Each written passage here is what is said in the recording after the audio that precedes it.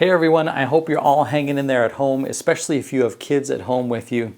Last Sunday it was so fun to see some photos from Highlands families all over the city watching church services online together. They were at home singing and praying together as a family, and they had their Bibles out. And it reminded me of something Jesus said about worship. The other day I asked my kids what we should make for dinner, and they said, let's go to Chick-fil-A. They answered my what question with a where answer. So in the Gospel of John, chapter 4, Jesus has one of my favorite conversations in the entire Bible. His disciples were out getting some supplies, so he was on his own, sitting by a well. And a Samaritan woman came over to get water from the well, and Jesus strikes up a conversation. And through their conversation, the woman starts to think Jesus is a prophet. So she asks him about worship. So we'll pick it up at John chapter 4, verse 20. The woman says this, "Our fathers worshipped on this mountain, but you say that in Jerusalem is the place where people ought to worship."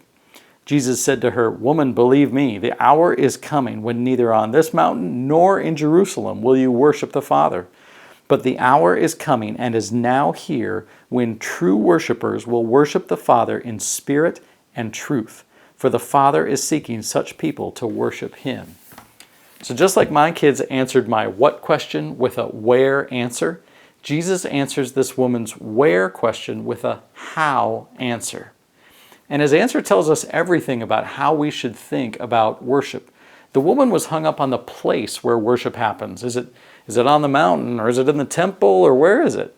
But Jesus flips the conversation and tells her true worship is worship in spirit and in truth. Worship is a condition of both our hearts and our minds. This means that we can worship God anywhere, at any time, doing pretty much anything.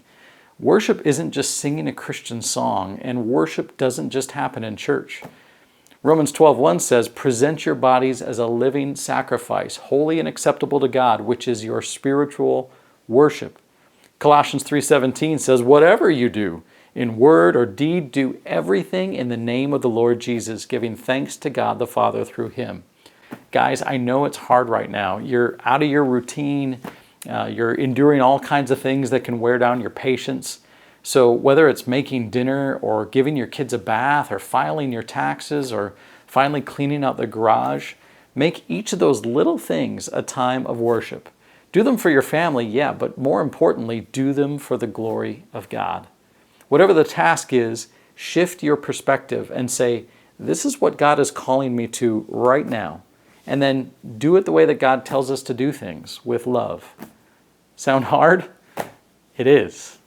It is. That's why God tells us to rely on his strength to do it, not our own. Ask him for help, and then worship him as you go about the day that he's put in front of you.